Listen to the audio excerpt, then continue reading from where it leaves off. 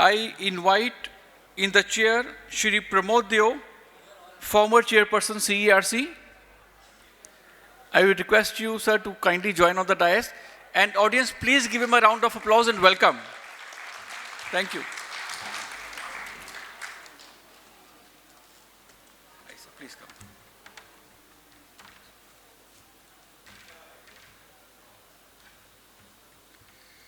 I invite the moderator, Shri Prabir Niyogiji, Chief Advisor, RPSG Group.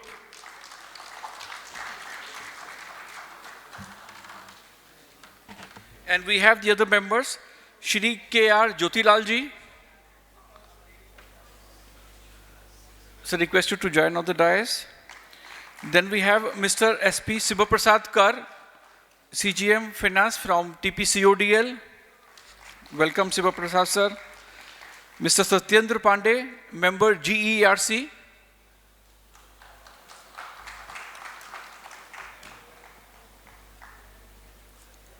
Shri Satyendra Pandey ji, member GERC. And in the meantime, I request Shri Sushant Kumar Ray Mahapatra, member technical OERC, to join on the stage, please.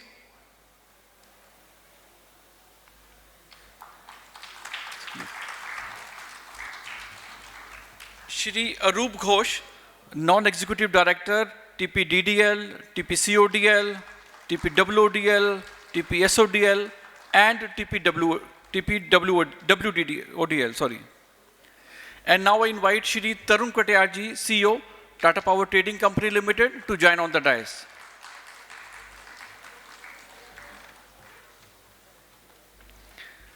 Now I invite the chair, Shri Pramod Dioji, to take and lead the session forward, sir.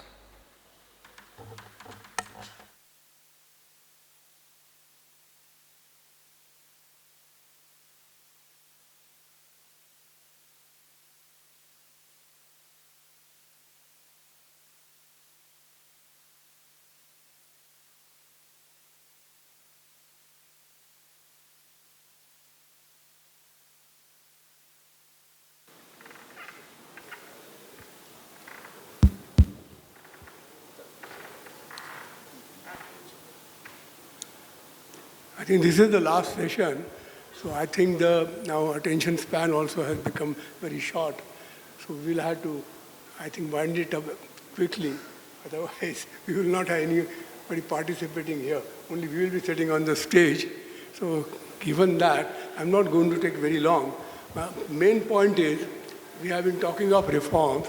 Now, in this particular session, what worked in Odisha, and can it show us the way forward? And the most important thing to remember is, when the World Bank took Odisha, one of the primary reasons was Odisha had only 6% consumption in agriculture. So, because the water table is so high, there is no need. So this was one of the reasons. So the real problem that you find in most states you face, and the farmers' agitation is again a very good example, is electricity is made it good. That is what the politicians think, and that's why they act. And most of the politicians are also, they are the MPs, the MLAs, they also have their own farms, and they obviously need electricity at a cheaper rate. So the result is, somebody has to subsidize. So that subsidy comes from industrial and commercial sector. In fact, in states like Maharashtra, Gujarat, because I got the figures, I don't want to get into those figures as such, but I think it is worthwhile just to tell you, give you an idea what it means is those figures. Because you will find that in Maharashtra, the average cost of supply in the 2019-20 was 7 rupee 31 paisa, whereas there were 32,000 1 megawatt and above industrial and commercial consumers who contributed 39.5, means almost 40% revenue. They were on average paying 8.62 against 7.31. Then if you come to agriculture, it is 3 rupees 71 paisa is what the MERC had decided they should pay. But as I said, the average cost was 7 rupees 31 paisa. So it was less than half, you can say. That's what the state government. And important thing is, like say Maharashtra, Gujarat, the state governments are very prompt in payment of the subsidy they want to give, because they wanted, Maharashtra government wants to give power for 1 rupee 50 paisa. So that 5,000 to 6,000 crore is given promptly, because anyway that money is with MSEDCL. And that's the reason why Maharashtra, I think Secretary, I don't know whether he's here, because he's also CMD of MSEDCL. They found this arrangement very convenient. When Ajay Masur was there, that's what he found, that this is the best way. So what is the difference between independent distribution company or any other distribution body and the government? They are just one and the same. And so that is something now which is de facto, it has become de jure there. Now the very interesting thing is, if you take all the residential consumers, and I'm not taking industrial and commercial and also agriculture, they are paying on average 8 rupees 17 paisa against 7 rupees. So there is no subsidy to them. In fact, you will find that whatever cost subsidy goes for the small domestic consumers, it goes from the higher bracket users of electricity in that sector only.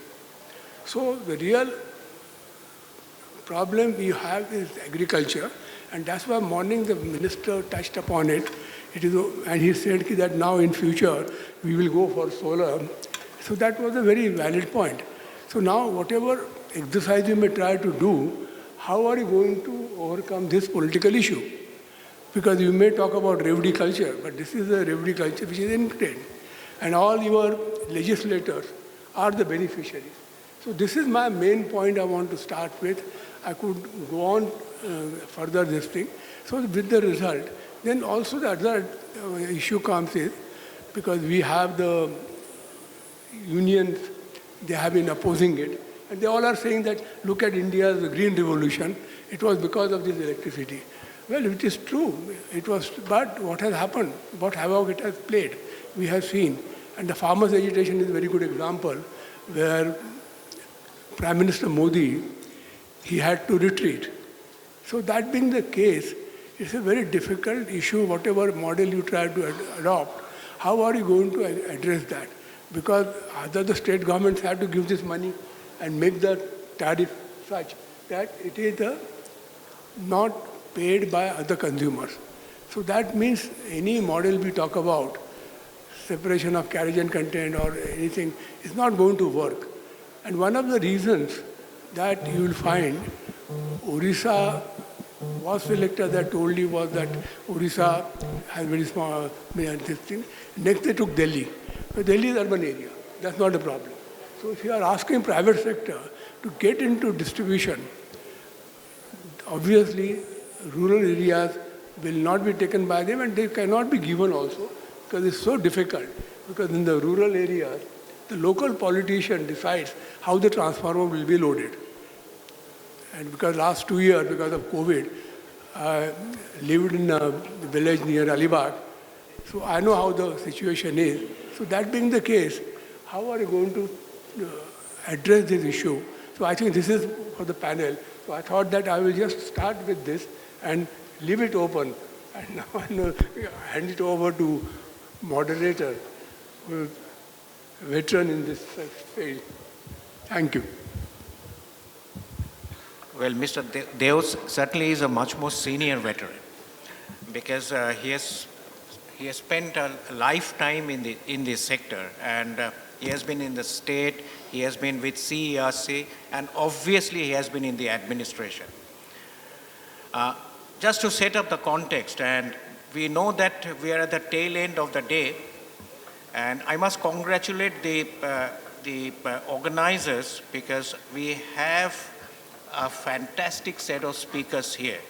And you know, we can see this sector, the distribution reforms, from the lens of the regulator as well as those of the administrator. So that's a kind of representation we have. We have the principal secretary from Kerala, and of course, we have an equal measure of industry representation. So I was just wondering, that, this is the last theme of the conference, and to my mind, it's the mother of all themes, distribution reforms. So we have talked about, energy transition, how Discoms are going to present themselves. We have talked about AMI, we have talked about carriage content separation. But distribution reforms, when you look at it, what is it? So that's the context I thought I'd like to set up. First is, have you ever wondered that why distribution is a licensed activity? It is because there is a regulatory compact. And the compact is that the regulator gives you an area, exclusive right in a service territory, so that you deliver the service in exchange for a price which is fixed so as to enable you to earn a rate of return. Now, just see what the compact is about. It is a for-profit business, although, Discoms under state enterprises may be in loss-making situation, but it's essentially a business where you are expected to earn a reasonable rate of return against the service you deliver. So that's basically the contour of distribution operation. Now, if you look back a little bit, 1910, the license was first formalized by Indian Electricity Act. And in those days, it was a British colonial period. Electricity was essentially a convenience measure. It's for the rich. It's not for everybody. It wasn't seen as an instrument for improving the lifestyle or for economic development. Come 1948, post-freedom, we have the Electricity Supply Act. What it says, it intended to democratize the supply. And it set up a regulatory framework. And mind you, in those days, Schedule 6 was initiated. So it was again the rate of return, reasonable rate of return. So ACBs were created, but they were not meant to be in a loss-making situation. Again, in exchange for a price you are given, you deliver the service. Now, 1997, and so far regulation was in government hands, by and large, state government. 1997, we have the Electricity Regulatory Commissions Act, when it tried to depolitize the sector. We had the independent regulator coming in, and the regulator was to be the licensor, license enforcer, tariff setter, dispute resolver, and protector of consumer rights. Note the point, for the first time, we are talking of consumer rights or consumer interests in 1997. To my mind, distribution reforms is about protecting consumer interests. I mean, if I have to do it in one sentence, how I do it, why I do it, and when I do it, that's a matter of detail. Now, what the 1997 Act also said, and in no unclear terms, the regulator is mandated to set up an efficient and competitive industry in the interest of consumers. Again, mark the points. It's the interest of consumers. And finally, the Electricity Act 2003.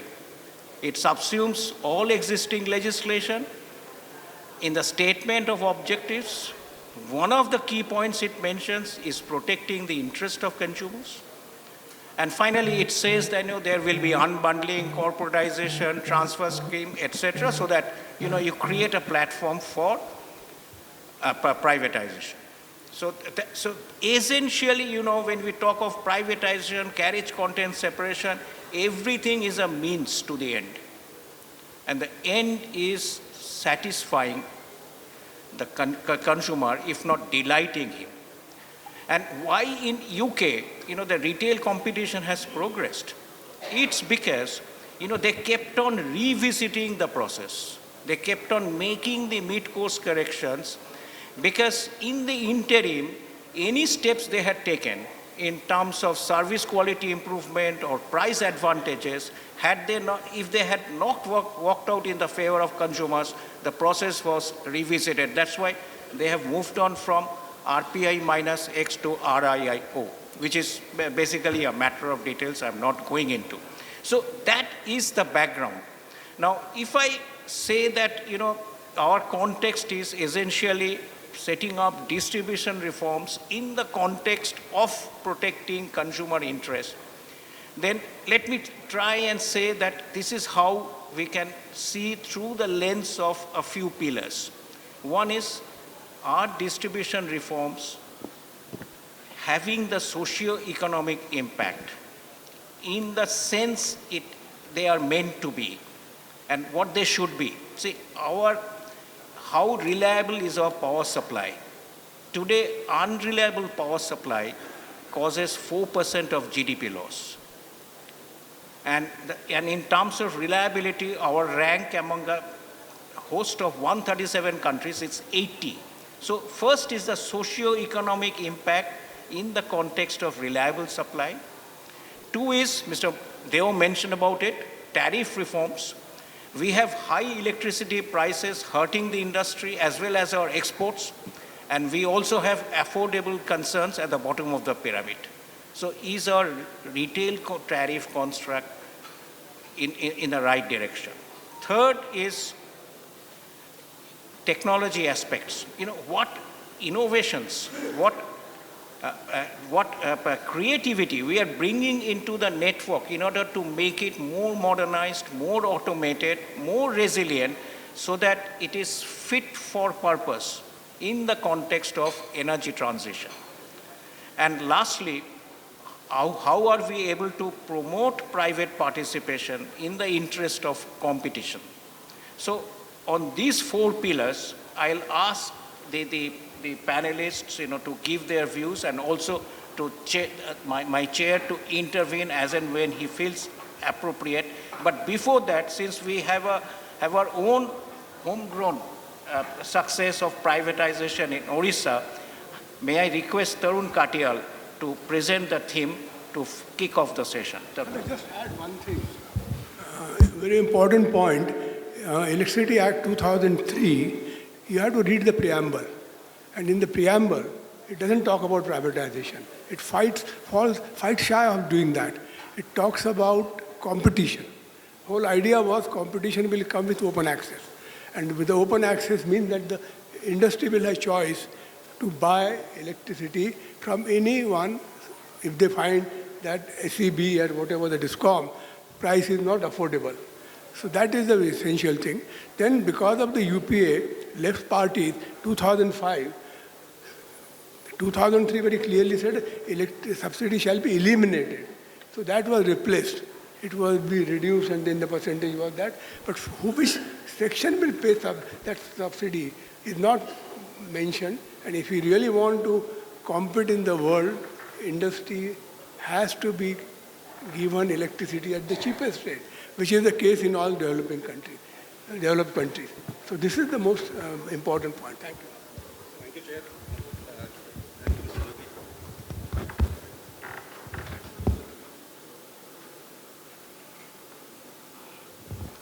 Good evening, sir. Good evening, the distinguished panel here, and Principal Secretary from various states. We have Karnataka, Kerala. I just wanted to present. Am I audible? Yeah. So my topic is distribution sector reforms, the recent experiences and challenges what we have faced during the last decade or so.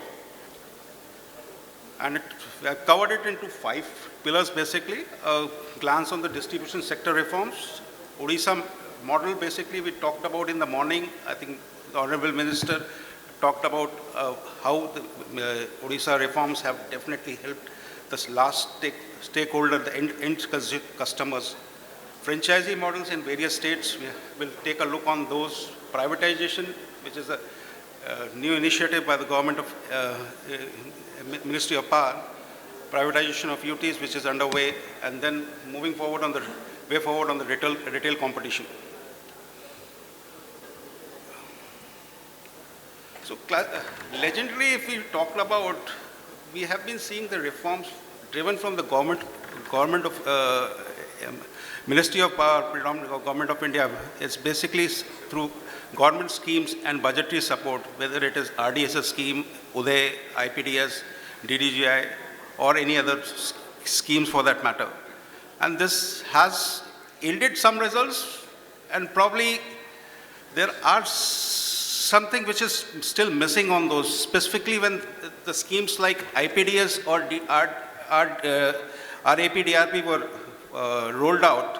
While the system strengthening part, I think it has met its purpose.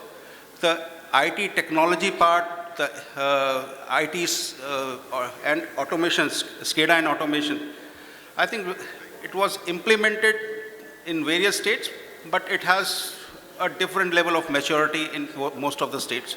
And it's an area of concern if we talk about technology or setting up. In fact, the idea was setting up for energy auditing or accounting responsibility, which was one of the, through a IT-driven solution, which could not, it met partly its intended this thing, purpose, but largely could not meet the entire purpose.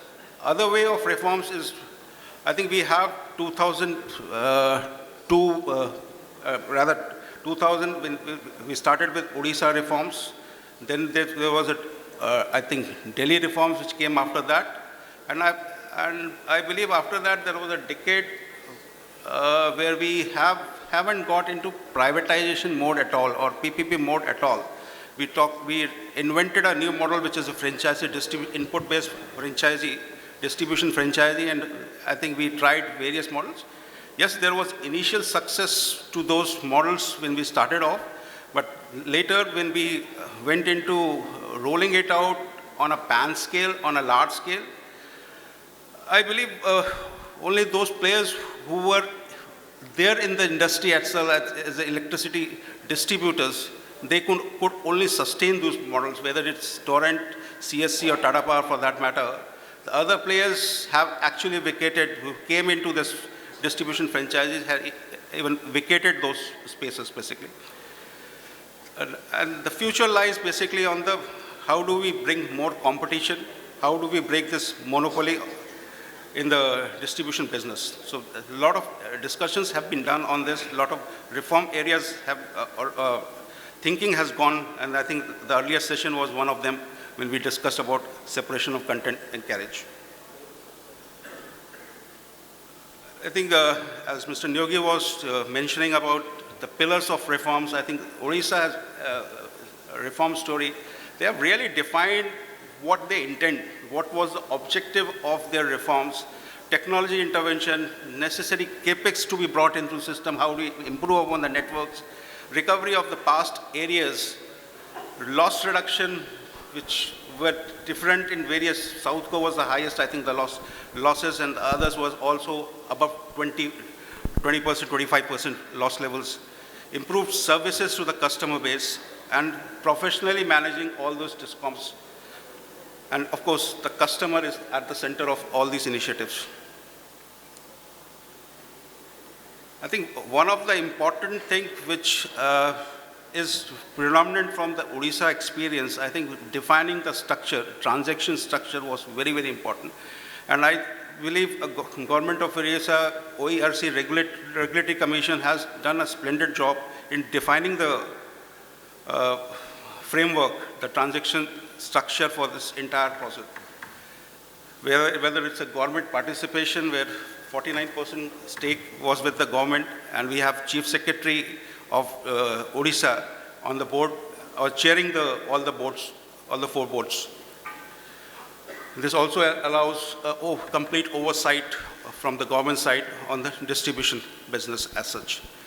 There was, since the process was run by OERC, there was a regulatory backing. There has been a real, I think they have done it in a very transparent manner in this entire process. Clean balance sheet was another feature which actually helped transfer of utilities with a clean balance sheet. There was some liabilities which were passed on the employers, consumer and suppliers, but there is a definite mechanism which is built on while passing on those things. So there is no liability which is, or financial burden which is coming to the new company. When we talk about the certainty of the framework, tariff 10-year AT&C tariff trajectory pre-specified in the RFP, fixing of tariff based on those tariff determination and bringing a lot of certainty. Guaranteed ROE was another feature. Commitment on key parameters like selection of based on the commitments of AT&C loss reduction, capital expenditure committed to the process, and the past area recovery. I think very important incentive and penalties mechanisms were also built in. So you have, if you gain on your performance, you keep you retain the license, you retain the entire amount. And if there is anything, if you are not able to sustain, probably it hits your balance sheet. Performance-based benefits, perform, achieve, and retain. So performance guarantees were reduced gradually over a period. They have reduced it in the blocks of 5 years. After 15 years, there is no performance guarantee which will be remaining in the system as such. Financial freedom which was provided to Discoms, no escrow mechanisms, financial freedom has been provided, only a letter of credit which, with payment security mechanism for power purchase and transmission charges. And codification of transactional features, so to eliminate the uncertainty in the process. So the bid process was run in 3 stages. The qualification round, which includes if you have prior experience of distribution, you have a prior experience of generation, and a minimum net worth, which was as a part of this. Then the technical evaluation, you have to put up a business plan, which includes your commitments to the project.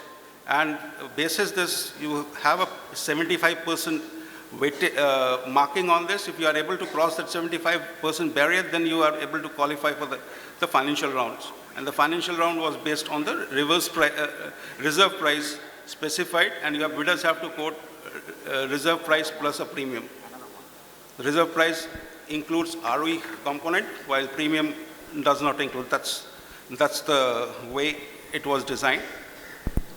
And basis, I think we talked about in the morning itself, there is good early signs of turnaround, which we have seen.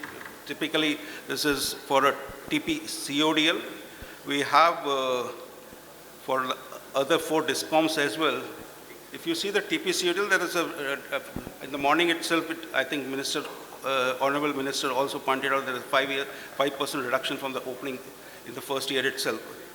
So these are figures which are up till March or May 22 basically.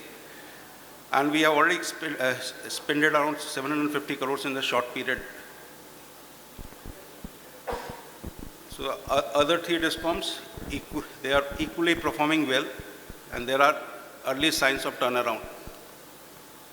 In terms of recovery of past dues, whatever the commitments have been, it's been overachieved, and it is definitely a win-win for both Odisha government as well as, because as a new licensee, you are retaining a portion of it. The major portion goes back to the government.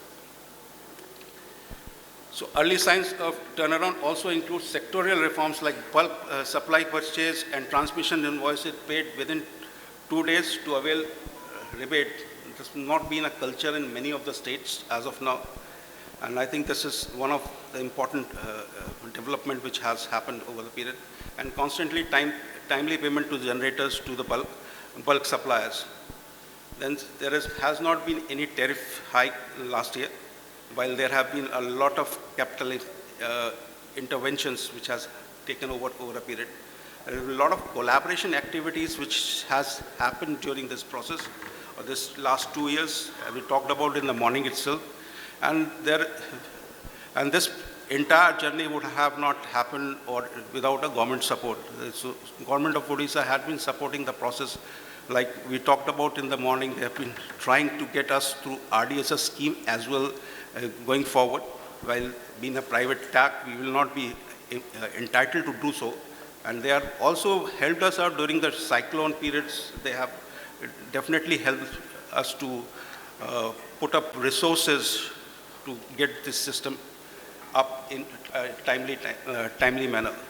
The priority for the government as well as for the company is the consumer at the pivot of the entire transformation journey.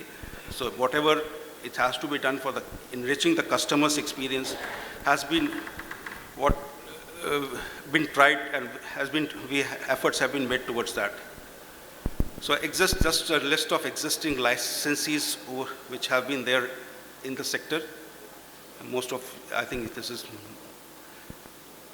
distribution franchisee was, I believe it was a makeshift arrangement since Delhi reforms was just taking up. Odisha had, Odisha what not the first reform set. Sorry.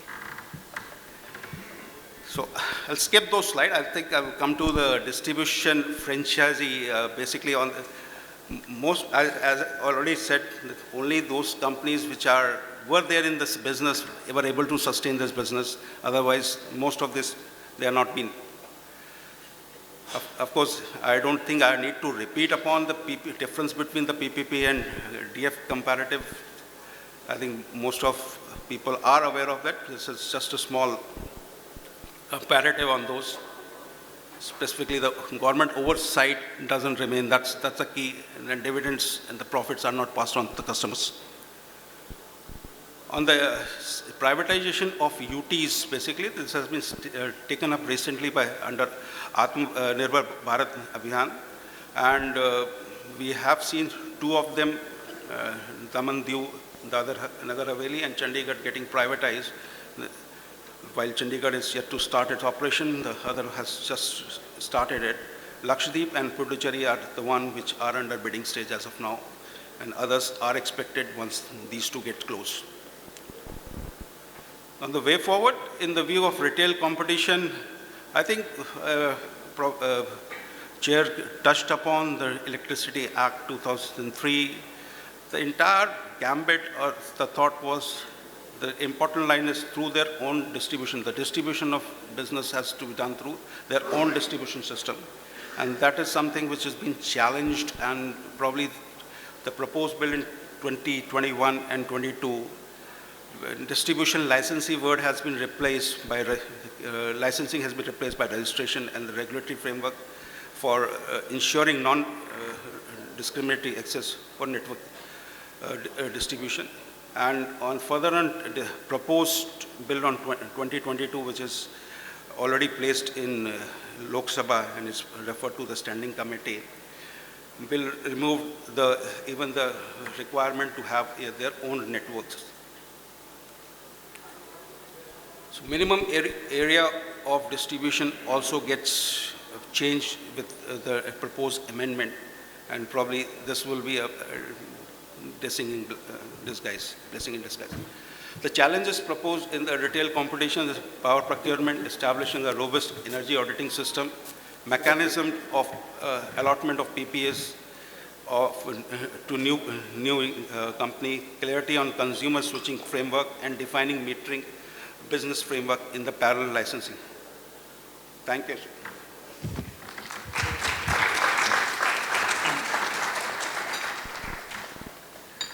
Thank you, Tarun. And in fact, you have indeed built it up and given us a broad brush picture of what's happening in the country and what could happen in future. So we have laid it out nicely, for us to take on the discussions. While on the subject, in fact, what Tarun has established is that as it is so manifest in Odisha, it didn't succeed initially, but it's now on the way to success.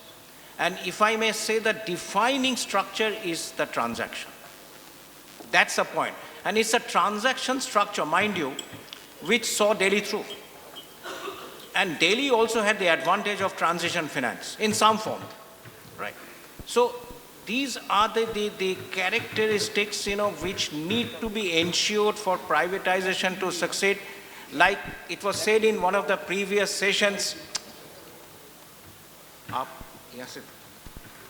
like it was said in one of the previous sessions that not all risks can pass on to the investor. So again, if we see through the lens of what should be done in order to protect the interest of the investor as well as the consumer as a whole, then we are there. Now, since Tarun has been on the Odisha model, I'll just take the cue from there and I'll come back to the other speakers. So may I ask Arup and then Mr. Kaur, he's talking of the transaction structure, he's seeing the early signs of success. Obviously, there has been a regulatory buy-in. How did you get to a situation where there is also an employee buy-in and a consumer buy-in? So these are the two aspects, and how do you think that the transaction structure has helped the new entrant in turning off the business from where it was? So Arup or Mr. Kaur, between two of you, you can.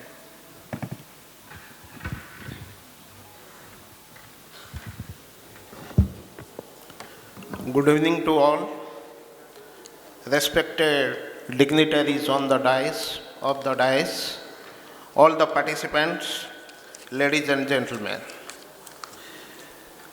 I am very much thankful for giving me this opportunity to speak something on this occasion. And in Odisha, government first decided to privatize CESU and then went ahead with the other three Discoms, Westco, NESCO and Southco. The process took almost 3 years. Odisha government started this process in 2017 and this finally concluded in 2020. On 1st June 2020, Tata Power took over the operations of CESU. As per my involvement in the reform process, I am just sharing my experience after reform, the position of the Discoms after reform. There are a number of challenges at the time of taking over. However, a number of steps have been taken for efficient, uninterrupted, and real-time power supply. Tata Power management has reduced the challenges drastically, taking the appropriate measures like defective meters reduced drastically. There is resource recruitment. A large number of engineers have been recruited in all Discom and existing employees trained as per their requirements, good working environment, SAP implementation, etc. Provisional billing also reduced drastically. There was no concept of preventive maintenance, but however now, preventive maintenance carried on frequent intervals. Collection efficiency increases through business associates. Women self-help group, now 1,350 near about women self-help groups are working in Odisha. This is a clear-cut example of women empowerment.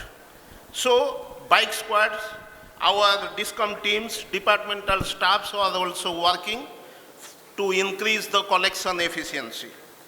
There is a capex plan around 5,000 crores investment in all the 4 Discoms in Odisha. Reliability, to improve the reliability and to reduce ATC loss and augmentations of network. There is a clear-cut focus always on reduction in ATC loss. Smart grid compliant, GIS, SCADA, advanced distribution management system, and customer mapping has been introduced. Customer care centers, call centers, various mobile applications just as TPCODL Mitra app, Mo Vidyut app, and discount on e-payment attract the consumer by creating a digital culture. Contractors and suppliers, previously named as contractors and suppliers, now named as business associates. And celebration of Lineman Divas touch the heart of each employees of Discoms. In addition to this, there is an improvement for building a safety culture in order to reduce the electrical accident. All the employees before beginning of any program or activities have taken safety oath. Now all the 4 Discoms in Odisha are performing well and pay their BSP bill and transmission bill without any fail. Now all the Discoms have shown positive financial results. During the cyclone, state government support to Discom is also a clear-cut example of true spirit of PPP model. So Discoms are working in the regulatory framework.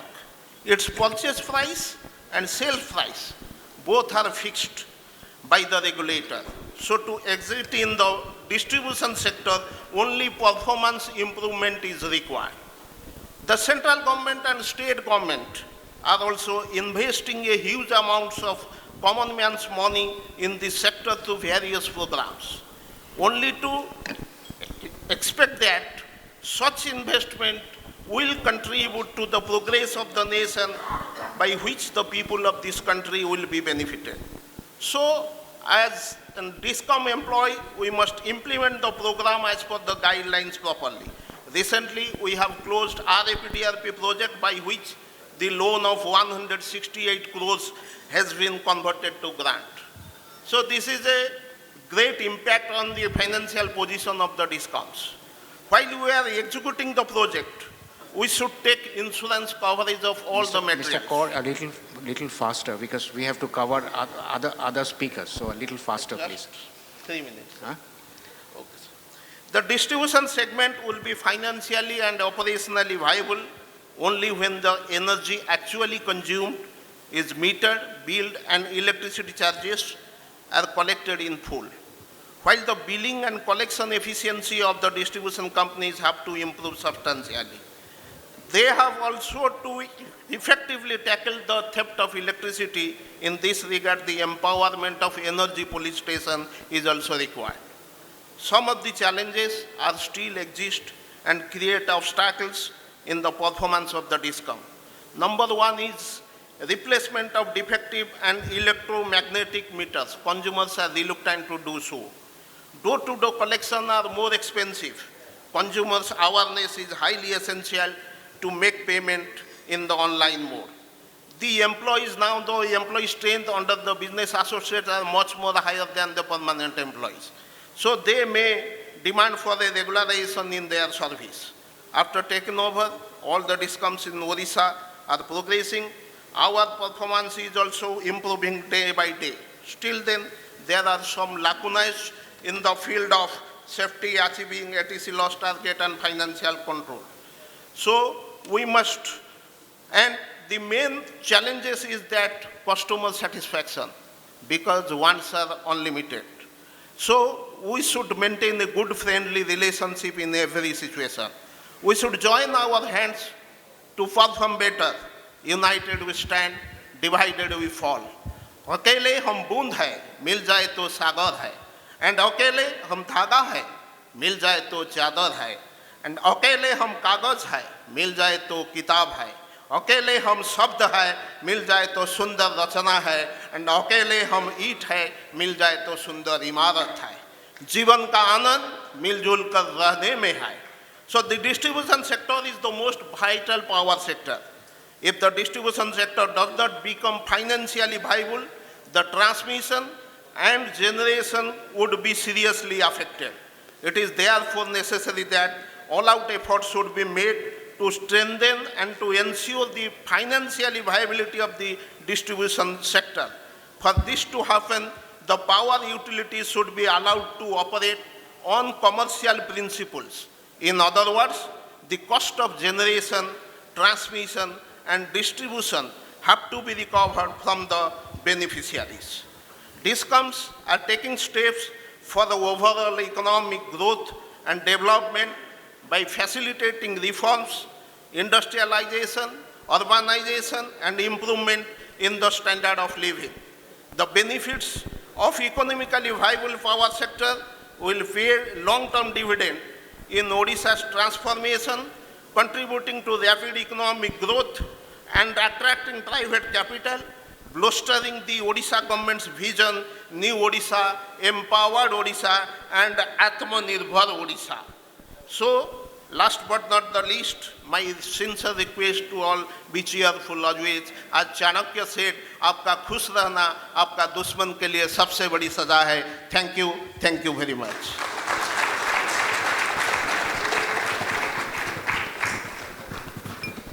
Thank you, Mr. Kaur, for describing the journey you have taken in the form of management as well as operational interventions, and thank you for the passionate speech also. You know, I think it galvanized the audience and prevented it from going into a slumber. So, if I may go back to, we know we have a series of speakers, and Arupa, I am keeping the best for the last, but I want you to come in the context of Odisha, and since you have been in the sector, and as Mr. Kaur has laid out basically the roadmap which has been followed, how do you see, first of all, I talked of consumer buying, employee buying, the context of it, but how do you think that ownership change is absolutely critical if we have to bring in cultural change, change in management philosophy, and build up of accountability? So while you may comment on Delhi, Odisha, your experience, I need your thoughts on these few liners. Praveer, Mr. Niyuki, thank you very much. Thank you very much for that opportunity. But before I get in there, would you permit me just about 1.5 minutes to underline the two biggest challenges? The topic is challenges, so the two biggest challenges. Now, if you look at this entire electricity distribution business, at one hand, this electricity is an economic good. It's an economic activity, and therefore it has to be, there has to be a cost plus kind of thing. There has to be some element of profit if it has to be in the hands of the private sector. But at the end of the day, it is an economic activity. It cannot run on subsidy or cannot run at loss perpetually. The second issue is that while it's an economic activity, it is also an essential product. Just like air, water, food, law and order, electricity is an essential service. In today's world, you cannot live without electricity. So just as the richest of the population require food and the poorest require food, so does the richest and the poor require electricity. The quantities may vary, but the requirement is there. How do you manage to do an economic activity keeping in mind the social needs? That fine balancing act is the biggest challenge. And to tackle that challenge, what you require is you require the government's involvement. Electricity distribution in our country, and in our country I specify because our socio-economic scenario is a little different from the developed world. In our country, the government needs to be associated with electricity distribution, while the private sector can bring in expertise in technology, management, etc., the government needs to support that transition. And the second thing that we require is good regulation, good electricity regulation. And I'm going to give you two examples of each of those, and that's going to lead to the answer to your question. At Delhi, when the electricity reforms took place, 2002, government of Delhi was in a situation where the reforms had to succeed. The electricity distribution sector was in a mess. There were riots on the streets and so on and so forth. Government of Delhi owned 49%, Tata Power and the then BSES, subsequently Reliance, owned 51%. Government of Delhi ensured that 4 to 5 of its senior-most bureaucrats were always on the boards of the distribution companies. I have been involved personally with the Tata-owned distribution company at Delhi from 2005 onwards, and I have seen either the Chief Secretary of Delhi or the Principal Secretary to the Chief Minister always on the board. The Principal Secretary Energy would always be on the board. Principal Secretary Finance would always be on the board. There would be another senior bureaucrat, either the Principal Secretary Urban, UD, or Higher Education, or somebody else, Home, on the board. So that's the kind of involvement Government of Delhi had for the first 15 years. And that sort of helped tremendously the reform process in Delhi. We also had very good, very pragmatic electricity regulation at Delhi. The regulators there tried to ensure cost plus, tried not to let regulatory asset build up. And when you don't want the regulatory asset to build up, you have to give a cost plus tariff, which means tariffs will have to go up. And when tariffs go up, if you create a political resistance against tariffs going up, if the message is not sent out, if it is not sent out correctly that yes, cost plus is required, let's not make a political issue out of it, then the regulators would have a freer hand to do it. Situations have changed a bit in recent times, but what has happened in the first 15 years laid down the foundation for excellent reforms. So regulation and government involvement are the two most things. Once that is ensured, the rest would follow. Distribution reforms, what exactly needs to be done and in what quantity each of those initiatives needs to be done, and prioritization of those initiatives, there's no rocket science in it. There's absolutely no rocket science in it. Any electrical engineer or manager who has worked in the distribution sector for 5 years would tell you that these are the initiatives you need to bring down AT&C losses, to improve reliability, to any HR executive working for 4 or 5 years would give you that these are the things to improve employee engagement and so on and so forth. But the distribution, the private entity who has taken over the responsibility for reforms would have to be given a free hand to do all those changes, and therefore the government support and the government involvement, essentially involvement of the political leadership. And hand in hand, the good regulation. When reprivatization was happening in Delhi in 2020, prior to that, we have been in discussions with government of Odisha, and I, for myself, I had gone and met anybody who is involved in the decision-making process several times, advocating for 49%, at least 49% retaining the ownership up to 49% in the new entities that would be formed.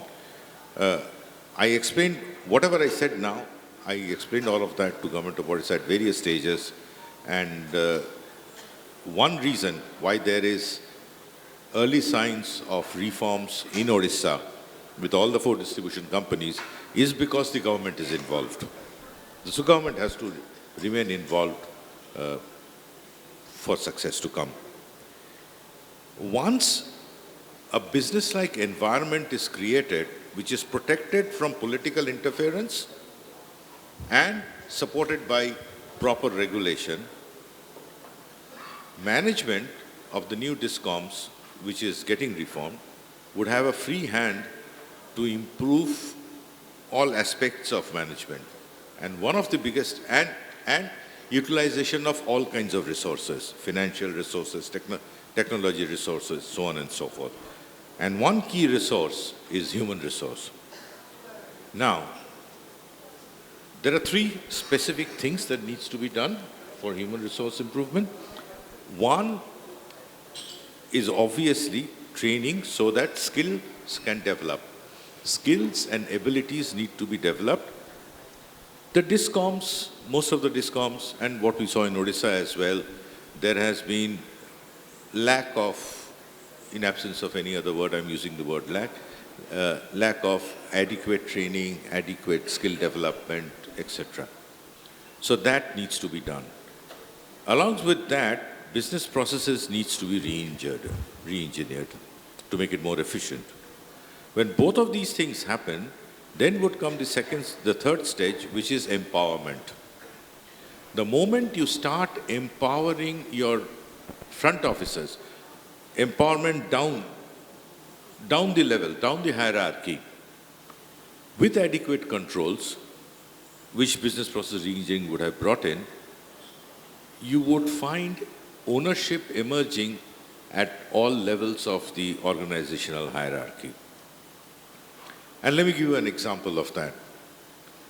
Earlier, if a bill has to be waived off or a bill has to be, it's a false bill, even if it's several lakhs of rupees, the decision would be centralized, it would come to head office in a file before all of that can happen. Today, that empowerment has been given to the section officer. Of course, limits have been set. A section officer cannot waive off 1 crore of wrong bill. If it is a 1 crore bill which has to be waived out, it probably needs to come to the CEO. But that's the key thing, empowerment. Skill development, training, associated with business process reengineering, and then with that background, empowerment, that builds ownership and that builds pride in delivering. I think that probably is the answer. Thanks. First of all, thank you and profound apologies because, we have started late. So every time, I have to do this unholy task of interfering with the speakers. Okay. Not so unholy, unpleasant. See, Arup, you made very good points. It's good governance, good regulation, and that sets up the platform for Mr. Jyotilal to come in. Mr. Jyotilal, first of all, Kerala, we have seen unbundling hasn't yet taken place. So how do you view distribution reforms as a subject? You are certainly performing well. KEB is one of the good performing utilities. And two, if I may draw you into a little bit of provocative discussion, because the previous speakers have said that it is good governance which steals the show, or which is the deciding factor.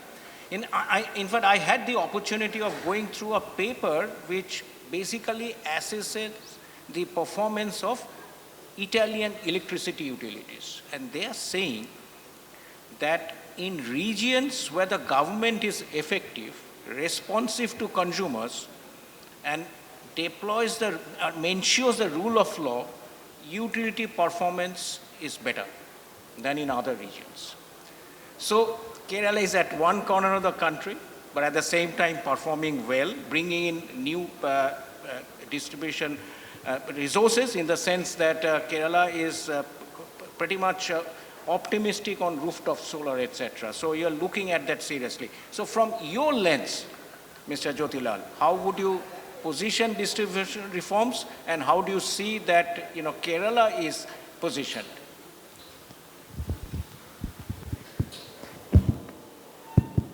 Yeah, thank you. In fact, being a person who has been in this cadre, so I had the experience of both Odisha and Kerala. So I worked in my as a BDO in Thomal Dambur area, where we used to use generator because we used to use pigeons for communication. Can you imagine when the entire country was using a mobile phone? One end, so my SP, Mr. Akhaya, had pigeons, they are trained CA and SI, but those are the days. Maybe last 30 years back, this happened. I think probably now, I think power distribution has improved. Definitely it is a great achievement. I think I should congratulate the entire team for, the bureaucracy as well as the maybe Tata Power, all of you for making it happen. I was told that all the villages are electrified. So Kerala is the other end. We have got electrification, 100% electrification achieved in 1987. So our Discoms, I think if you take the performance AT&C, it is almost at 8.26, and we have got ARC, the ARR gap is nil. Actually, it is minus 0.29. That means we have got more revenue than the cost, and we are running in profit by almost 700 crores. But the same, that's the point I would like to mention is that the same will not fit for across the country. So as NITI Aayog was mentioned. So as you said, maybe Italian case, where the people are committed, people are, the billing efficiency is almost 100%. Naturally, I think that you cannot treat all states, or it all depends on the education level, the culture, paying capacity, the willingness to pay. So a lot many factors is there. As I think I will start from the point which he started. See, in an organization, there are three things: Yantra, Mantra and Tantra. What is Yantra? Yantra is machinery. What is that machinery? So you need to do the skilling so that the machinery is capable of delivering what they are supposed to do. Capacity building, training, then I think empowerment. I think that's the first part. Which second is the mantra. What is the business process region? What is the software for with which the machinery has to function? That is the BPR, business process engineering, so that the systems are work efficiently. And probably what we are missing is the I think strategy or the tantra. I think probably corporate world, they brings in the maybe most of our board meetings, we will look at what is the overall picture. Instead of vision, we say mostly division. We divide into small issues and unnecessarily waste our time. So I think that strategy level, definitely, I think that is why the best management practice which we saw in the Delhi last time in the Tata Power, I think definitely we will do it. In fact, we are going ahead and we know that new areas where new technologies, like whether it is smart metering, vehicle to grid, or green hydrogen, how do we grid balancing, we do it. So all those things, we definitely will have to have. So privatization is not the answer, but not the only answer. Maybe some states it may work, but we can have alternate models where management, contracting, etc. In fact, we are working on it. So we are not against it, but don't make one size fit for all. But definitely that is required. As in the morning, there was somebody was mentioning, transformation is a slow process, information is much faster. But it's a slow process. We have to, I think Honourable Minister was mentioning that. Don't do it in one installment, because, the transformation happens by source or by force. In any system, it is like, in IT, we say hardware, software and humanware, 3 are ware. But all the other things are very easy, hardware and software, but humanware is the most important. So the men are more valuable than the entire wealth of the world. So unless the organization, the people are taken together, where we employ maximum number of people, we give them the pension, I think the entire burden. And state government has not been putting much money. I think if you say state government budget, we announce so many things, but the funding for the SEB is very limited. That means they are able to run it effectively even without any government grant. So I think we need to make sure that the people are there with you, but build the capacity, but at the same time bring in the best practices from the private sector.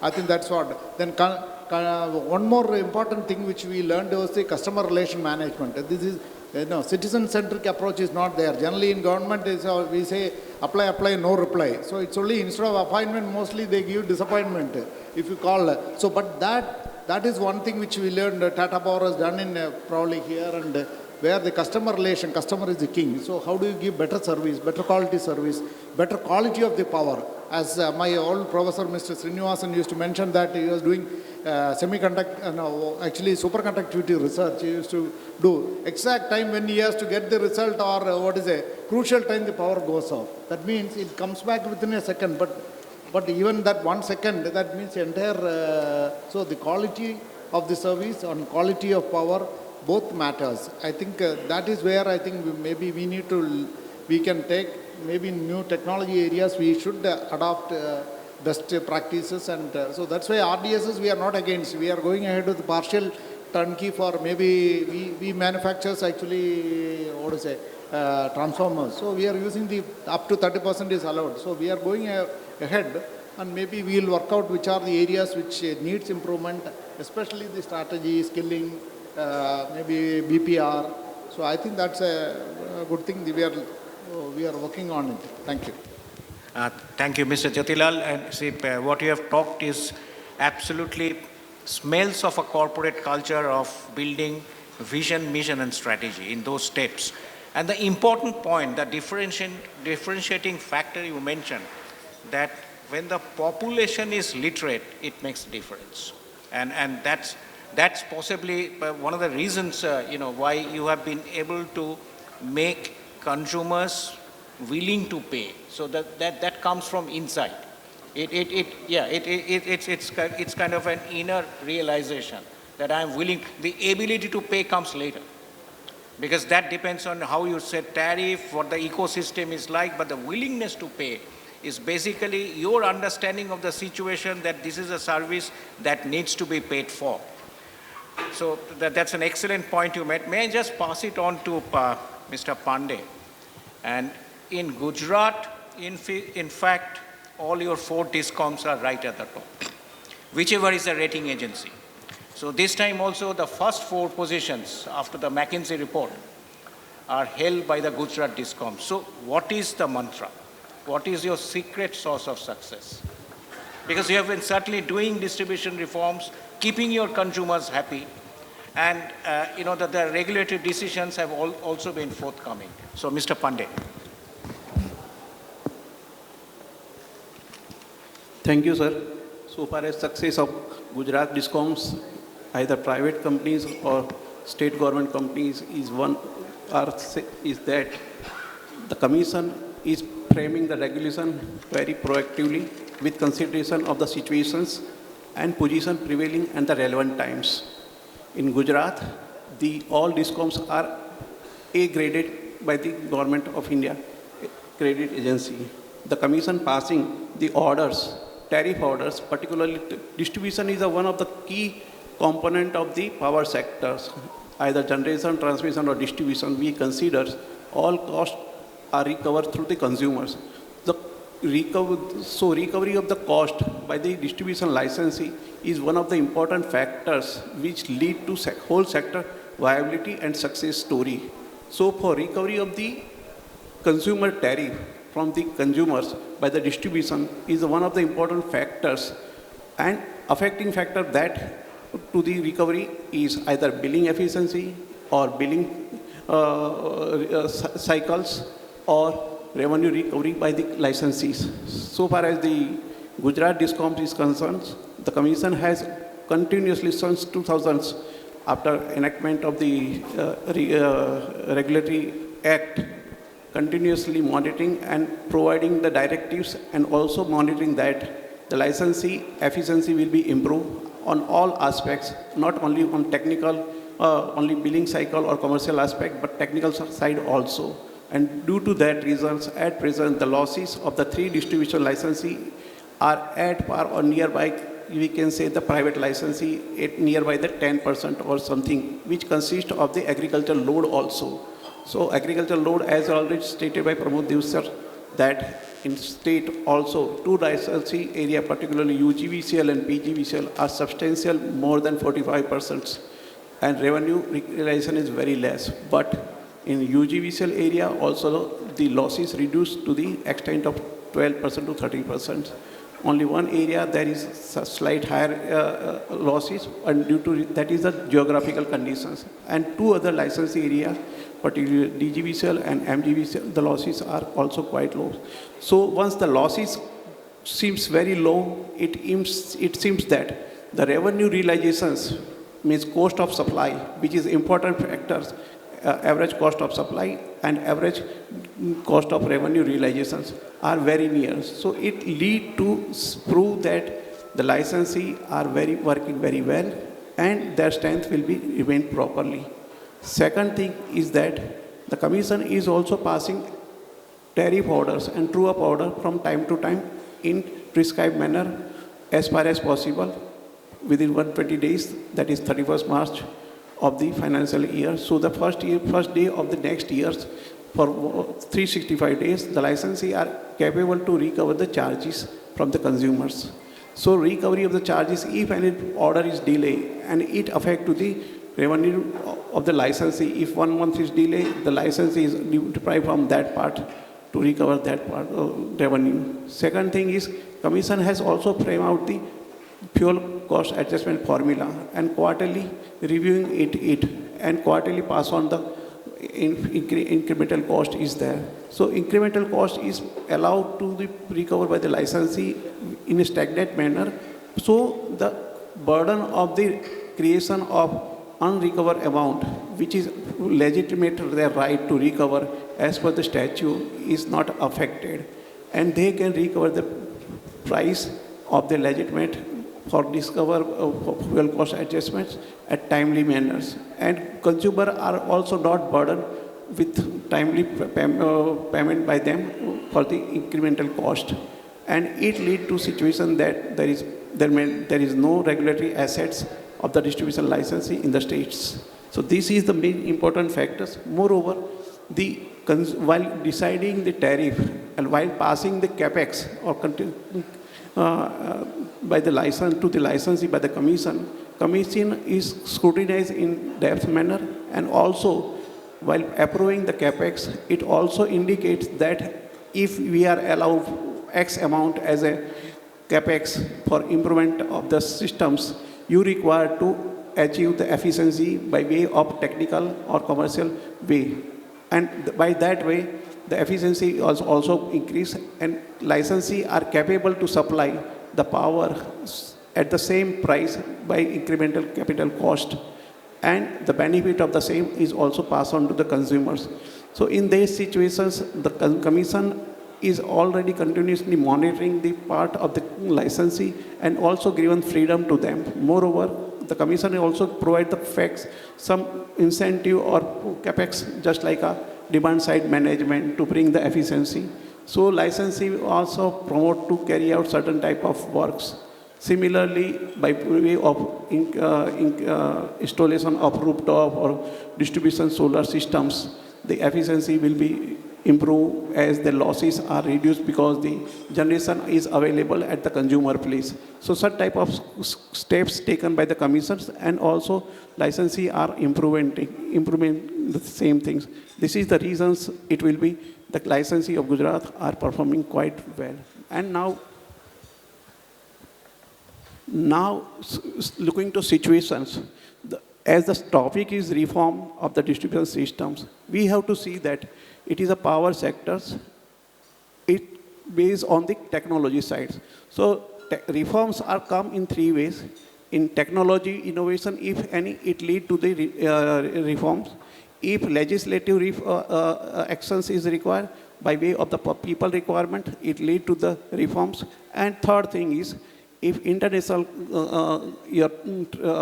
obligations, just like a treaty or other things, it lead to the reforms. So at present, we are seeing that a change of this scenario from the in power sector, particularly dependence on the conventional power plant, we have to go to the renewable energy. So renewable energy integration comes, its technicality also challenges forecasting, integration of the grids, and all these are challenges. Similarly, all such type of things are lead to the reforms positions. Now, digitalization, decarbonizations, and decentralizations are three factors which are now affecting, we are seeing at the national level as well as the state level in varying positions, that it lead to the reform in the different part of the country. So, digitalization is one of the important factors where the efficiency is available, just like in Gujarat or in Delhi. So digitalize, by way of digitalization, only efficiency is possible to improve and with low cost. And if such type of things is incorporated in regulations and incorporated, adopted by the licensee, the reform or success story or competitive power to the consumer are available, and consumers are benefited, either it is industrial consumer or commercial consumers who are participating or selling their product in international market or national market, are capable to produce the product at lower cost, and which is competitive and economical in the international as well as the national market. So as a regulator, it required to verify the techno-commercial aspects, that what are the options available, what are the challenges, and what are the technology are available. On that basis, what is the benefit of the licensee, consumers, and all stakeholders is required to verify, and it has been implemented by the regulators. Thank you, sir. Thank you, Mr. Pandey. And again, if I can draw a two-line summary. One is the organizations changed because there was political support. So that was a very clear defining factor in Gujarat. Two is, of course, the regulatory support. You know, the tariff orders were timely. I distinctly remember interacting with the previous GARC chairman, and he said, I can't talk to you now because I am doing the tariff order, today is 30th March. So talk to me on 2nd April. So that was a kind of commitment they have. And they have also made sure in Gujarat that the FPPCA is absolutely timely on a monthly basis, which is what the APTEL order had tried, Mr. Deo. You know, that OP1 of 2011, none of which... We had sent that report to... None of which materialized, and the regulatory assets kept on building up, because it did say that, you know, there shouldn't be revenue gap, which Gujarat is not having. The APTEL order per OP1 2011 did say that, you know, there would not be revenue gap, tariff orders have to be timely annually. If not, it has to be moved suo motu. And then regulatory assets will have to be stopped and given a clear liquidation plan, none of which happened. And to the extent that we have 140,000 crores of regulatory assets, I'm a bit digressing, but on that note, let me turn to Mr. Mahapatra. So, you know, as Mr. Pandey has said, that it's a regulatory intervention that made a distinct difference to the functioning of Discoms. And in your area of work, how do you see the Odisha distribution reforms evolving? You have got the industry perspective. Now we want to see the world from your eyes, through your eyes. Mr. Mahapatra. Distinguished dignitaries, ladies and gentlemen, very good evening to all of you. So for almost last 1 year, I am in this regulatory organization. I am understanding what is the distribution sector. So to my best effort, I am able to understand what is happening in this sector. All of us know that distribution is the last entity in the power flow chain. So it is also the revenue earner. So ultimately you have to depend on the ultimate user. So you know that electricity is a commodity. But unfortunately we have unable to convince the consumer that when you consume you are supposed to pay. But rather we are convincing the consumer that even if you don't pay, there is no matter. Sometimes you make it free and everything. When you make something a commodity free, you purchase at some price, you sell at less price, then one can imagine what will be the outcome of that product. So that's what is happening. This is the most unfortunate part. We have not been able to convince the ultimate user that this is a commodity. When you use, you are supposed to pay. So why I am saying, because you see the mobile came much later. But there was no need to convince them. Immediately consumer goes to the outlet, and whenever there is a service disconnection, he makes the payment, he gets the service. Nobody is guiding him to go to that side. Even you see a TV service provider, nobody is saying immediately TV gets disconnected, he runs to, or he made an online payment. But unfortunate part is, for this type of service, we are providing, which is the basics necessity of our life, but still then we are unable to convince since years together that this is a commodity you are using, you have to pay. So that part we are missing all throughout. That's why everything is happening. So we are making all reforms, all schemes to make it survive. So before going into all these things, since I am associated with the Odisha Electricity Regulatory Commission, I understand what is happening inside the Odisha. So many people are from outside. I just want to give a brief about the Odisha. What is the uniqueness of Odisha system? So if you see that it is a small progressive state with around population of 4.3 crores and a consumer base of around 95 lakhs, around so to say 98 or 95 lakhs of consumer, and all the 4 Discoms are operating in these areas, and there are 13 districts and about 154,000 square kilometer coverage area. And all 4 Discoms are covering this area, and there are 30 districts, and 8 to 9 districts are distributed to 3 Discoms, and 4 districts are with one of the Discoms. So if you see the distribution of the consumer density, you can say number of consumers per square kilometer, it is not a very good scene. If you see some of the consumers, the figure is between 45 to 90, means number of consumers per square kilometer. You can see wide variation in consumer density. In some areas, particularly in central part and your northern part, consumer density is quite high, around 75 to 90 consumers per square kilometer. But if you go to the central part and the western part and southern part, the consumer density is quite low. But coverage, that means 43 to 49, roughly what I assessed from some of the data. You can get a fair idea what is the difference. So you can see it is not an easy task for the distribution company to handle such a scenario, because in the, particularly for Delhi, Bombay and Calcutta, the scenario is totally different. So this is a totally different scenario where all these 4 Discoms are operating, and fortunately we are fortunate to some extent because all the 4 Discoms belong to one group, Tata Power. So we are able to manage, because in some sector if is losing, some sector is gaining. Again, if you see our consumption pattern also, there are mainly you will see consumption is domestic consumption and industrial consumption. But as per, I think many of you must have seen that in the 20th EPS recently has come, the industrial consumption is likely to go up to 29% in Odisha by 2031, and domestic consumption is going to be around 32%. So industrial and domestic consumption almost will remain same towards 2031-32. But in northern part and western part, we have this industrial consumer more than your domestic consumer. In other 2 sections, we have domestic consumer dominating over the other consumers.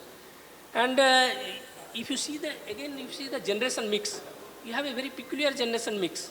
Out of 7.8 gigawatt of installed capacity, 55% of our generation is from thermal, and 39% of our, 31% is from hydro, which is a unique combination in the other states you won't find. You have a good combination of thermal and hydro, and renewable is only 14%.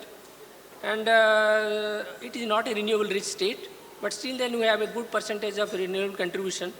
And we are in the process of finding out how we can enrich our renewable percentage.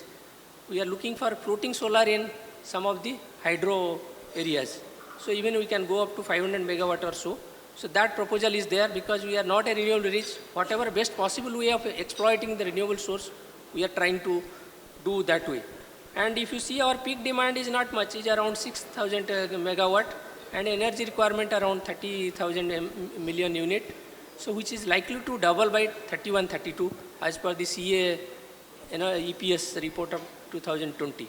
Similarly, our peak demand is also likely to go up to 1.6 times in 2031-32. And another peculiar thing here we will find that in nowhere in the country, the captive generation plants dominate our installed capacity. That means our installed capacity is much lower, less than your captive generation, which is captive generation is 10 gigawatt, where our installed capacity is hardly 8.3 gigawatt. One can imagine what is the scenario here in Odisha. And we have also a few pump storage schemes likely in the pipeline. In 31-32, we are expecting 1400 megawatt of this pump storage likely to come. And all of us know a lot of things has already been discussed since morning. Odisha is the first state to introduce reform, and is the first state to take the challenge of introducing distribution sector privatization. Although some people say it is a failure or success, all of us know what is that.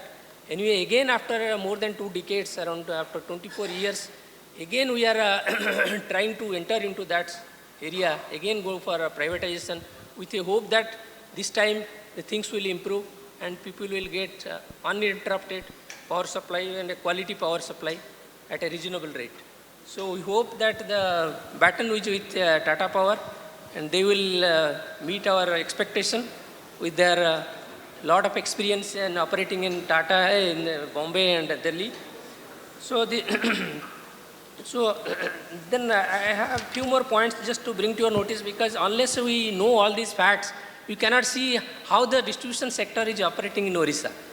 So I think it is a unique thing that Gridco is an intermediary between Discoms and generator, which is not the case everywhere in the country. So they are the bulk supplier, they will have the PPA with the generators, they will sell power to the Discom. So they act as an intermediary. It has advantage, it has disadvantage also. Because they have government supports, if Discoms are not able to pay back, they are able to survive and they are able to sustain them and they are able to make that the electricity is available to the consumer. That is only advantage we are getting to some extent, but still there is a discussion whether that sort of intermediary is required or not. Anyway, that is one of the new thing what you will free. And another important thing, also, some of the few important points I will just give. There is no free power to any category of consumer, which is happening everywhere in the country, but Odisha, you don't give any free power to any category of consumers, and no regulatory assets. That you can see, we don't have any regulatory assets like other regulation. Although we have not in regulatory form, but some assets are there with gridco. We don't pass on to the consumer. We allow them ki whatever extra income you get from selling up surplus power from in the market, you try to recover that. So far, we have not allowed them to recover from the consumer. So that sort of things is not happening with all over the country in other states. And we allow 100% cross subsidy and transmission charges and open access for transmission on this renewable power, transmission of renewable power intrastate. And tariff is not very high, it's quite reasonable. And one important thing here, Odisha, you will find that distribution sector is very frequently affected by cyclone. So there is a need of cyclone resilient distribution sector. Although we have a coastal area, of around 450 kilometers. So naturally one can imagine how much part is affected because of cyclone. And that is also one negative aspect. Yeah, I have only two more points. Oh, sorry. Then we are in the process of introducing TBCB. And unfortunately, this one important aspect, if you see when you go for privatization, we are losing a lot of things. Because in other state, privatization is not there. But in Odisha has entered into privatization. So central government schemes, we are not getting the benefit, which is an unfortunate part. We are unable to convince the central government. Whatever schemes are coming, they are encouraging you to go for privatization, but at the same time, they are not giving the benefit of these schemes of central government to the Discoms when it goes to the private sector. Particularly in Odisha, when the 49% of share is the government and 51% of share is the private entity, still then we are unable to convince them if you pass on the benefit of the central government to the state government, then also a lot of things will happen, we can improve our sector, but that is not happening. So that is a peculiar thing if you see all across the state. So I am not going into other things, what we are doing a lot of things in the process as a regulator. Recently we are going for wheeling and retail supply tariff regulation revision, but it will be again a different regulation because we are going as per the vesting orders. So it is not a regulation, rather it is more or less a repetition of vesting order of Discoms.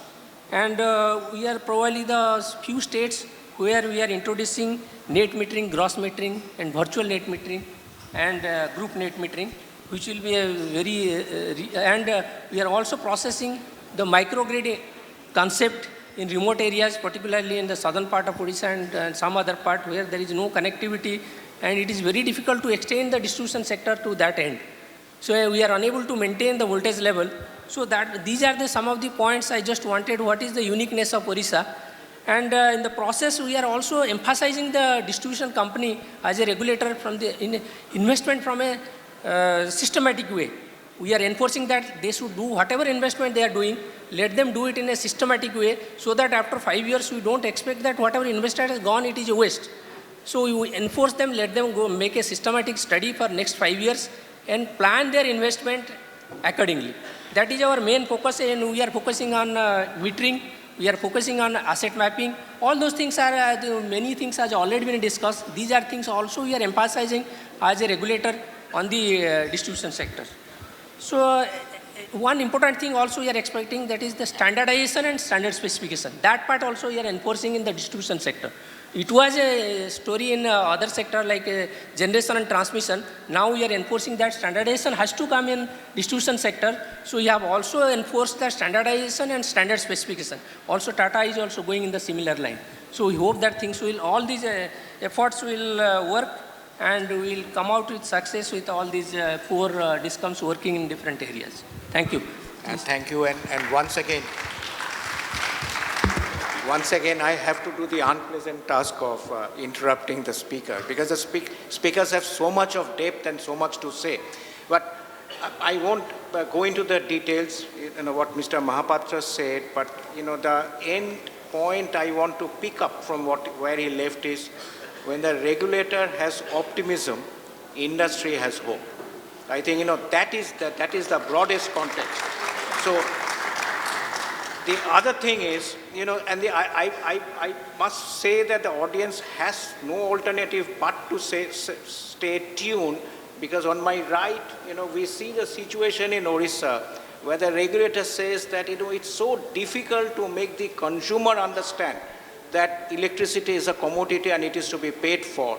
And on my left, I have Mr. Jyotilal from Kerala who says that the population is literate enough to understand that I should be willing to pay for electricity. So these are the contrasts. India being a diverse country, with unity being the mantra. So this is what we have, and this is a challenge we have to wade through when we talk of distribution reforms. So if the organizers permit, and the chair obviously will have the last say, if the organizers would permit, then shall we open the floor for a 5-minute discussion, 1 or 2 questions, or maybe 3-4 questions? Okay, right.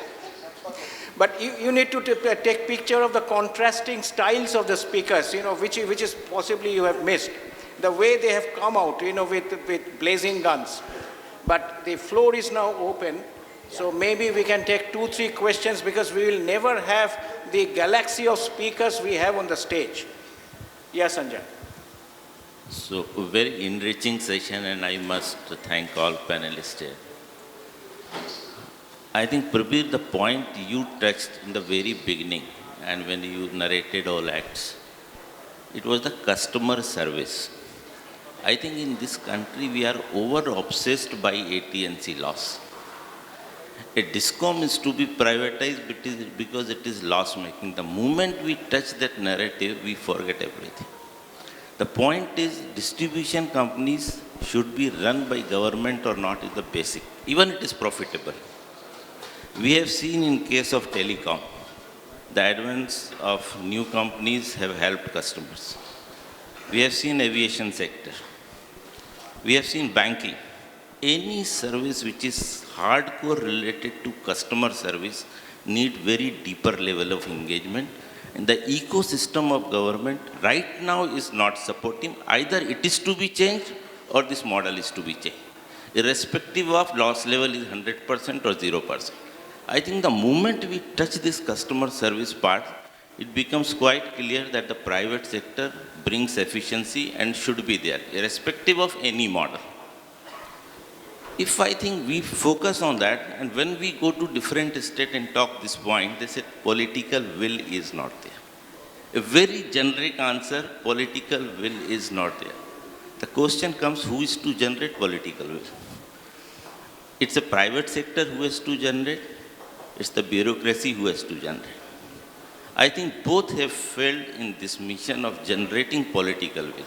The question is how to generate political will. I think the day we are able to take that ownership, the private sector, there are not many private sector to whom government even can trust because it's a monopoly sector.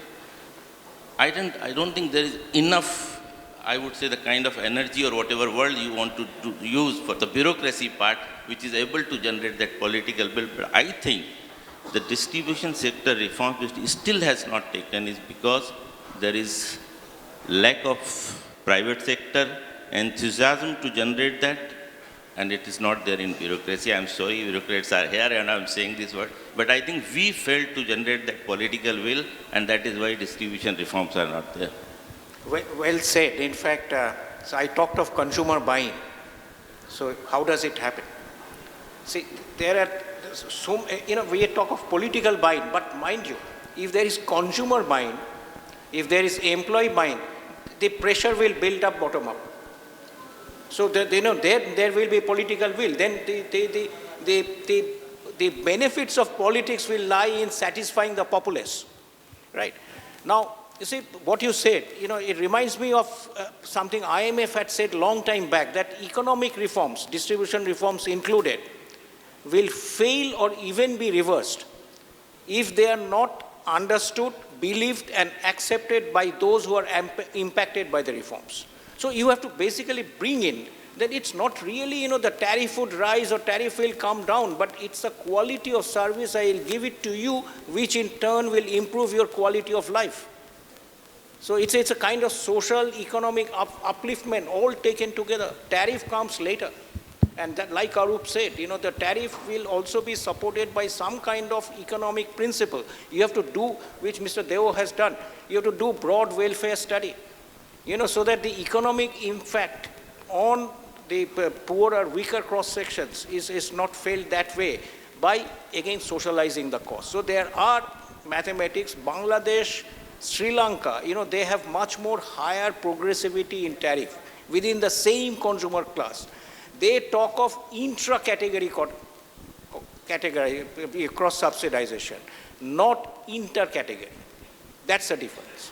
So there are, mathematical samples, specimens, accounting standards to be followed. And that is distribution reforms. It's basically, mind you, it's the broad welfare study they do. Do we do that?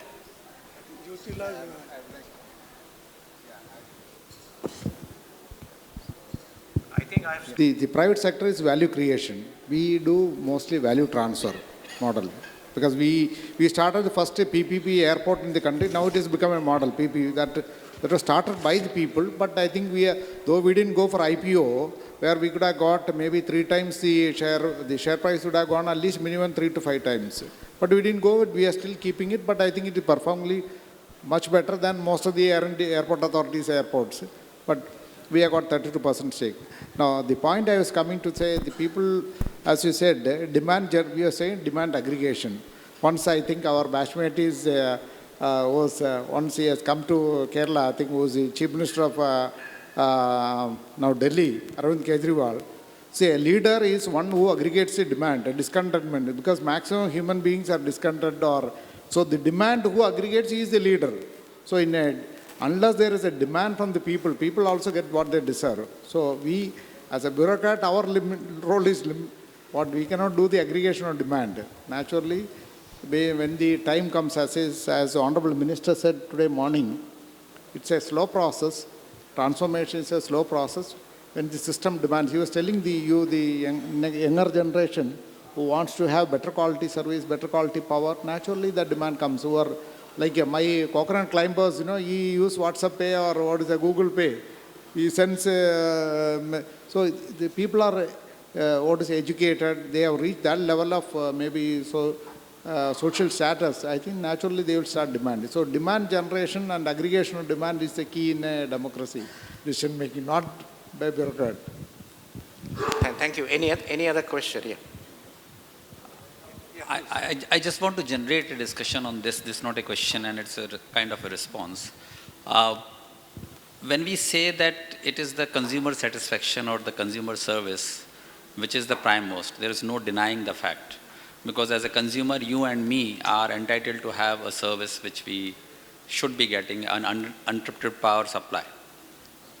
And then the examples are, my friend has just suggested that because of the telecom privatization, the services have improved, no doubt about it. There are other examples of privatization which has helped India grow and economy grow. But there are examples where the privatization hasn't borne the fruits. You talk about health, you talk about education, there are also services. But then there is a disparity. If I want to walk into Medanta or maybe any other hospital, and if I am not in a paying class, I would probably be condemned to be only getting served in the government hospitals where the services may not be as good. So privatization or no privatization per se is not going to improve the services across the class. That is the point that I wanted to make. The second thing that I am wanting to say is, it is also not the AT&C theory which goes on. If I can cite an example, in Madhya Pradesh, in last 2 years, despite COVID, we have brought down losses from 41% to 20%. I am saying with full sincerity, 41% to 20%. Now, if I start narrating that to be a successful model for running a distribution company, then everybody should get government model and there should not be any privatization. The point that I'm trying to make is that the stories in different states is different. Now in Odisha, I must compliment Tata Power and the state government, and I'm not denying that it should not be the way to go forward. But if you see the contribution of agricultural consumers is 6% in the overall consumer mix. In Madhya Pradesh, we have about 50% of a consumer mix coming from the agricultural sector, which is a subsidized category. You say or you don't say, the political class would have to understand what they want to do. We are now the highest producer of wheat in the country, even bypassing. Why? It has come on the strength of giving a power supply to the farmer who can now invest into the improvement of the implements that they are going to use. So it is not that we are going to look at the things in a silos. We have to see it in overall. Obviously, the private sector can definitely bring in lot of technological and managerial expertise, which as a government, we don't have any qualms in admitting that we may not be at best doing that. So what I'm trying to propose is, it's not this way or that way. We have to identify models which will probably be applicable with the help of privatization and a government intervention, whereby we both can work together to improve the services and also minimize the losses to the distribution company. So let us have that kind of a debate where Kerala saying that I don't want it because there are literate people, Odisha saying that I want only privatization, that is the only solution. There can be a mix of solution, and we are optimistic that India is growing, India will prosper, India will outperform any other country in the world, that I am very confident about it.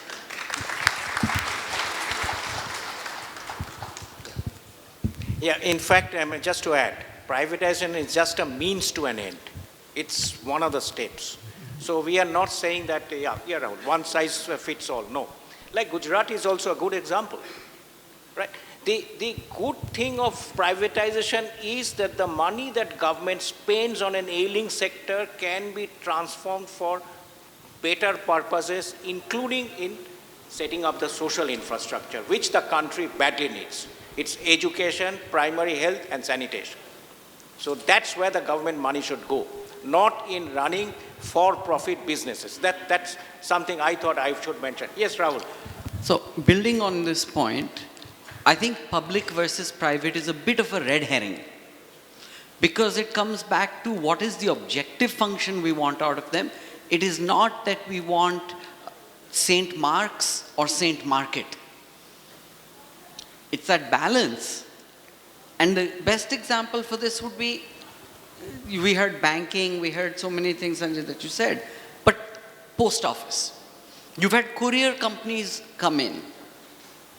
They are better in some ways, but worse in other ways, because they don't deliver in rural areas. Oh, sorry, PIN code not available. Literally. And this is not just an Indian phenomenon. Worldwide, this dichotomy comes in. And so now you want to either figure out what are the aspects left best to a market mechanism, and what are aspects that cannot be handled by a market well, for which you will need a regulatory and social contract to take care of. Absolutely.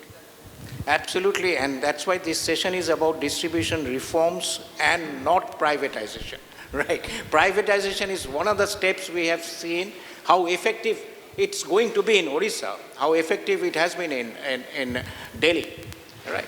But at the same time, yes, I'll come back to it. At the same time, like Mr. Mahapatra said, Odisha is a classic example. It was the first state to start with privatization, went back miles, but then it turned around. So that's the beauty of the model we have in Odisha. Yes, please. Yes, please. Sir, this is for police, because for theft control, I want to know the experience of Gujarat as well as Kerala as well as Odisha also, because we see crime and law and order are the priority for police, and police also understaffed. So for the Discoms to have theft control and also in courts and fast track court mechanism to handle theft cases? Because in reform, we are talking about reforms. Is it essential to do both reforms in police as well as on the legal framework? Because it is very essential. I want to learn from Gujarat model or Kerala model and Odisha model, how you are handling on the theft part. And the police for want of time, we can take it offline, as we assemble for the cultural function. Sir, just because it's very important to understand, because Gujarat had a separate DGM level officer for theft control. Because we want to understand from them, because Odisha's experience and all that, it will help us further improve. No, the knowledge dissemination will certainly be there, but it will be very difficult to walk you through the process, which has been followed. एक line का तो answer नहीं है, because there is an organizational dimension as well, there is a regulatory oversight as well, so it's a balance of how we do it. But basically I think we will have to bring the session to a close, because there are events following the session. Before I do that, and if there is no other questions from the audience, and before I ask Mr. Chairman to give his closing remarks as a form of summary, I'll ask the panelists, because I have been unjust to you. So would you have one or two liners just as a closing remark amongst all of you? Like your rapid question. So I will do the other way around. Tarun, just one or two liners if you would like to state. Basically, the consumer centricity, that is the key on which all distribution reforms will have to focus upon, and not the other areas. Other areas are definitely important, but the consumer centricity is something which must be worked on. Okay. Arup?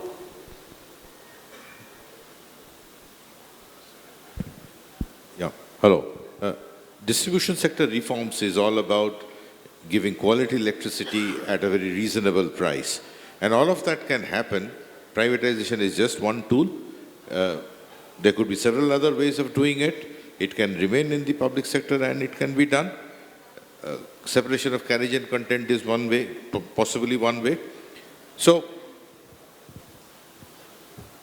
the political leadership will have to take a call at the end of the day, which route you would want to follow.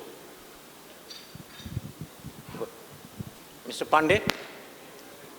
You already have someone in the audience whom you have to debrief in details, but for the time being, one or two liners. So far as his question is concerned, I explain within 2 lines only. As the Act itself is provided that so far as the theft case is concerned, it is dealt by the special court constituted under the Act by the state government. And government of Gujarat has already constituted the state special courts where such type of cases are handled. And recently we have passed, Commission has passed order in 10 cases that Commission has no jurisdiction. So it is a very clear case. So far as this session is concerned, distribution reform is, I have already stated, is dependent on 3 topics. One is technological innovations. Second thing is legislative measures for public interest. And third thing is international intervention by way of treaty or protocol where the India is signatory. Whenever any technology innovation has been taken place, when the statutory positions comes that losses is not possible, reduce billing efficiency is not increased particular level. So by way of other way, just like at present, smart grid, digitalizations and decentralizations, it can be improved. So the cost of operation will be reduced and efficiency bring out with lower cost, and that can be passed on to the consumer. So reform maybe is a continuous process. It is not a process by way of one things or other things. It is a continuous process which is continued, as you have stated earlier, that Act 9010 comes first, thereafter 9048 Act comes for the public interest for creation of infrastructure. Once the efficiency, there is a deficiency in the services as well as the deficiency in recovery of the cost, regulatory commissions comes. So continuous process at present also carrying in cost, carriage separation is one of the part of the separation. It is a continuous process which will go towards to benefit of the consumer as well as stakeholders. Thank you, sir. Mr. Mahapatra, just just one last. So actually, we need a systematic development and strengthening of infrastructure using technology. Second is the consumer satisfaction. The 2 points are most important for getting the distribution sector into, bringing distribution sector into line. Thank you, Mr. Kaur. Just one or two liners. I have to hand it over to the chair to eventually bring the session to a close with his summary. The ultimate motto should be to capture a satisfied customer, to capture a satisfied consumer, because consumer is the king. If consumer is satisfied, definitely there is a quality power, there is an uninterrupted power supply, and there is a reasonable tariff. So I give you a thumbs up. Now over to chair. Thank you. Mr. Deo, for your, I would say. No, I don't want to test your patience. I will just. But we are waiting for this. Yes. So it is 91 World Bank study which showed that in the developing countries, utilities, electric utilities function as if they are extension of the government, and that's what ails this sector. Now here, one has to understand, it doesn't mean talk about privatization. It is talking about utilities must have independence and they must function as commercial entities, not as extension of government. Very interestingly, in Maharashtra, last 3 chief ministers have been from urban areas. And there was one chief minister, although he was from rural areas, he was a misfit. So obviously, otherwise, if you see the AT&C losses are the highest in the chief minister's district. And that the reason is agriculture has to be given power free. As I explained to you, that's what the problem is. So what one has to understand, it is not privatization per se. It is the privatization is the means if it can help. But unless the government decides that they are not going to bring in their political interest into the running of a utility, things will improve. Otherwise, it will not. And that is the difference. Like even in case of Gujarat and Maharashtra, they are very similar. But what has happened is that Gujarat, they have kept that to the minimal. Then only the common consumer also realizes that paying electricity bill is going to help him. Otherwise, the tendency is, why should we pay? And anyway, if you don't meter agriculture, which is another issue on that I don't want to talk. So, automatic meter reading, I have been talking about, at least on the feeders, because feeder separation has been completed in Maharashtra and Gujarat. But it's very surprising that till now those feeders don't have working meters. So that clearly shows that there is a vested interest. Again, it is the political and also some of the employees of the utility who are interested, not getting, so they can always inflate the agricultural consumption so that the other losses of earning money can be passed on. So that is the most important thing. I think the message from this session is we should not just believe that privatization is going to solve everything. It is how you really run the sector, and you should not be bringing in your political interest to run any utility. Then the things go completely wrong. And I must thank the audience for their patience, because this was a very large panel, and to give heavyweight. Well, heavyweight, I don't know. But anyway, I think I hope you all have enjoyed it and at least got one very clear message. It's not public-private. It is only the means and how we do it. Finally, it is how you deliver that becomes important. Thank you. And just one closing point, like what the chairman said, that in power sector is always a happening sector, so there is never a dull moment. And hence the distribution reforms will keep happening. So with that, let me bring the session to a close. Thank you, audience. Thank you, all the speakers, for your active engagement. I think, it has been just electrifying at the end of the day. Thank you. Thank you.